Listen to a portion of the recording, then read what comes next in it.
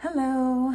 I have been getting a lot of questions about how I study for critical care.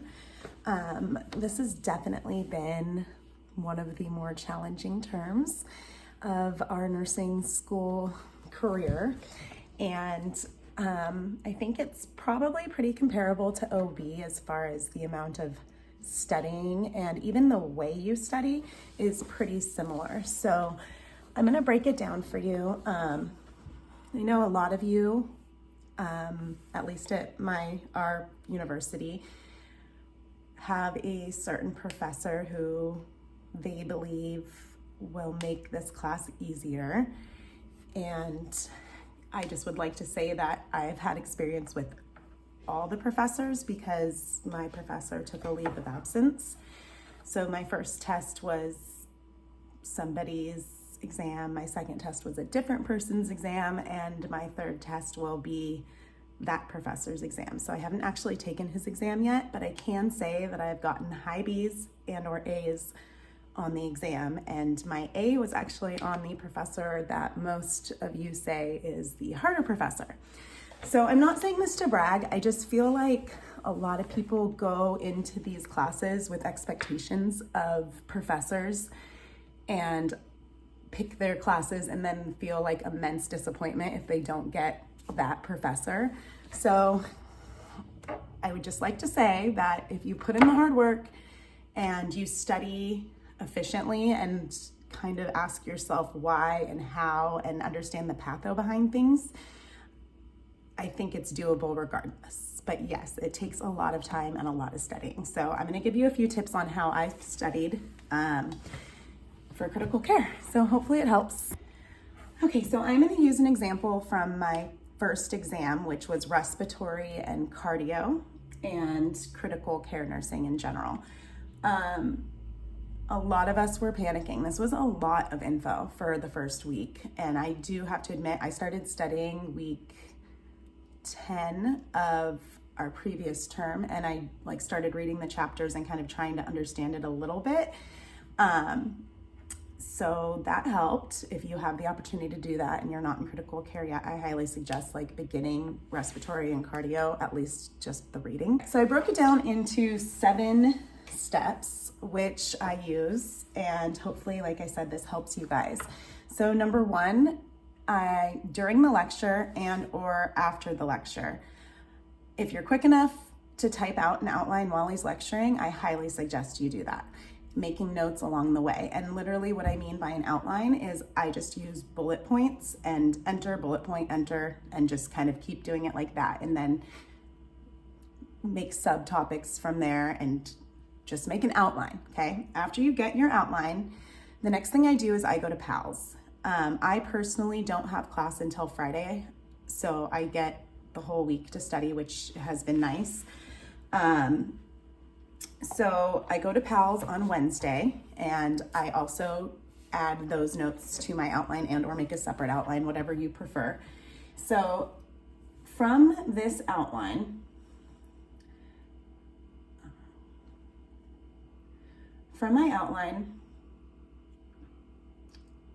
this is the outline just to show you. So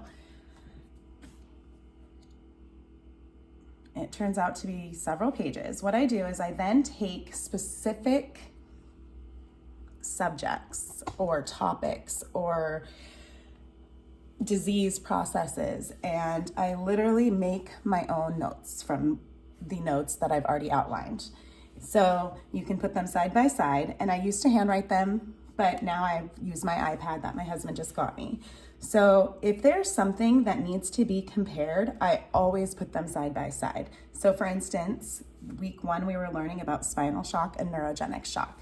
And it really helps me to see what is similar and what is different about the topic. So I also remember kind of the colors and or the location. So literally putting a divide and having half and half when I'm on my exam or taking my exam, I can literally picture, okay, that spinal shock was on that side of the screen. So I remember there was also low blood pressure under that. And that is how I kind of organize it to jog my memory when I'm taking an exam. So this is a very basic one. As the concepts get a little bit more in depth, they definitely become longer. Spinal cord injury ended up being 2 pages. So that's just another example of how I'll break down a specific topic. So for spinal cord injuries, this outline is basically anything that was spoken about in lecture and or PALS. If I had to do every single thing in these book, it was 6 chapters, it would be impossible to memorize it all. So it really helps to have it narrowed down just a little bit. And so she talked about the level and result of injury. Then we have priority nursing interventions. We talk about when the respiratory system is affected, what's happening there, cardio. I broke it down by every single system and what happens. And that's that. And then this is also related, autonomic dysreflexia is also related to spinal cord injury. And so I then took that subcategory and made it its own page, and everything about autonomic dysreflexia is here. And I found that when studying, really understand the patho and ask yourself why. So it's not just about memorizing that hypertension, that you're going to have a throbbing headache, and that you're going to be sweating. You need to understand the patho.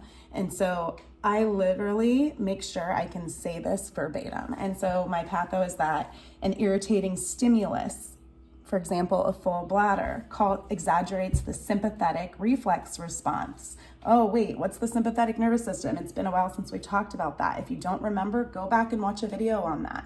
Make sure you understand what the sympathetic nervous system even does, because understanding this patho isn't going to help if you don't even remember the basics. So I even rewound and went back and watched videos on the autonomic nervous system to have a better understanding of how and why this was happening.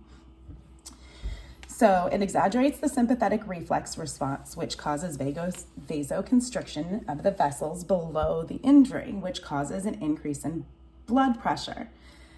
The baroreceptors sense this and increase the blood pressure. So that is the reason why we have hypertension. That is the reason why we have a throbbing headache. So I think it's beyond just memorizing the facts and really understanding the patho behind it, because they're not going to just say, hey, select all that apply, or you're going to have a hypertension, throbbing headache, diaphoresis. It's going to be something more complex. It's probably going to be more, you're going to have to be able to think through that patho and or what is actually going on to answer the question. So then after I break down each disease process or topic for that week, my notes end up being about 30 pages. And that includes the outline that I talked about. And once that's done, then I'll go through the actual textbook. The first week, like I said, I had the time to read the chapters. That doesn't happen after that, or hasn't for me. So what I do is I literally look at the outline. My son's laughing at me right now, just so you all know. Yeah, I'm a dork, whatever. It's fine. Okay. Are you recording me? Okay. Anyway. Okay, so to review, step 1 was use PALS and lecture to create an outline. Then step 2 is to create your own sheet of paper, whether it's drawing, typing, whatever works for you to remember, and break down each topic, each disease process separately. Step 3 is to go through the textbook and clarify any of those topics. Read through the things in your outline, the things in your pages, and add to your notes if there's anything that you read that you're like, oh, that's not in there. Oh, that helps me understand it more. Okay, so that's step 3. Step 4, YouTube videos.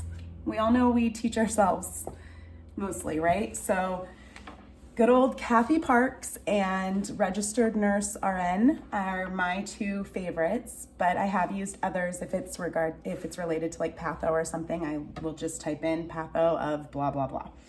So add to your notes. I've used a lot of these notes are actually straight from Kathy Park, or not Kathy Parks, the registered RN. I sometimes will even copy her whiteboard and just write it out on my own. That way I will remember it. So YouTube videos are great. Anything that you're like, okay, I've made these notes, I still have no idea what's going on, and I need to learn more about it. That's what I watch YouTube videos on. Then lastly, I use this book, which has been really great for this class. It's the study guide to our actual textbook, and it has the questions that are very similar to our exam. If not like the exact question, but the way they ask things and the main ideas basically is what I found. And the rationales really help me understand it. And so let's look at just a random example. So here's a great example of something that might be on the exam. And basically it says, during a routine health screening, a patient is found to have fasting plasma glucose of 132. At a follow-up visit, a diagnosis of diabetes would be made on which laboratory results? Select all that apply.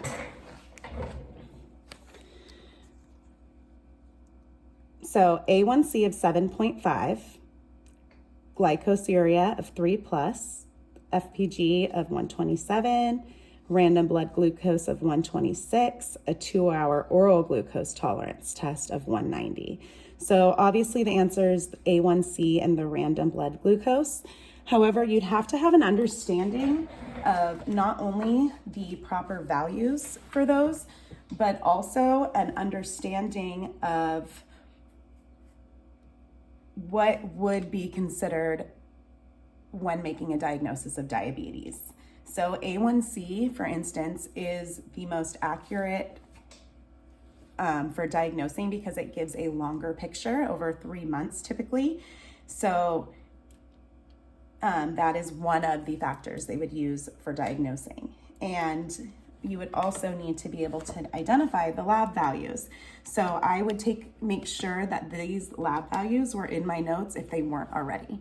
So this is something that I would then go back to my pages I've made, my personal notes from my outline, and I would make sure that I had normal A1C levels, normal random blood glucose levels, normal 2-hour, and then I would also make sure I have an understanding of the rationale to this question. There's a PDF floating around out there of this, as well as, if not the older version. So both are helpful. Just the more study questions you can do to understand the rationales and how the questions might be asked, I think is crucial, especially for critical care, but any class, to be honest.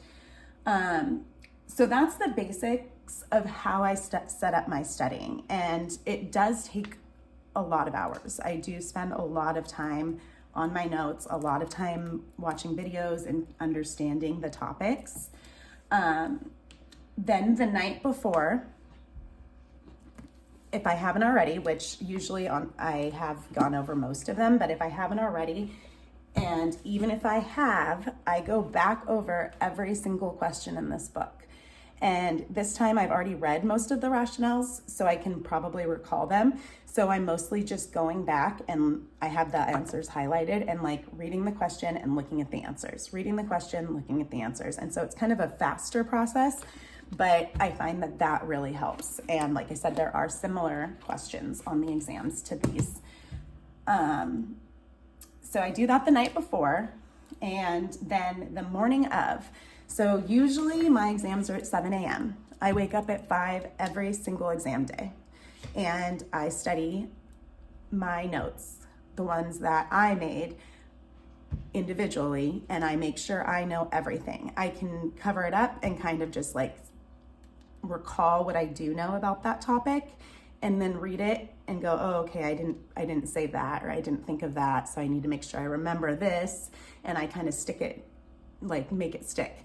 So that way it's fresh first thing in the morning right before my exam. So hopefully this helps. That is how I have been studying for most classes. However, like I said, this class does take a lot more study time than some classes, but it is comparable to OB, where you really have to walk through the entire process and have a good understanding and not just memorize the information. Have a good day.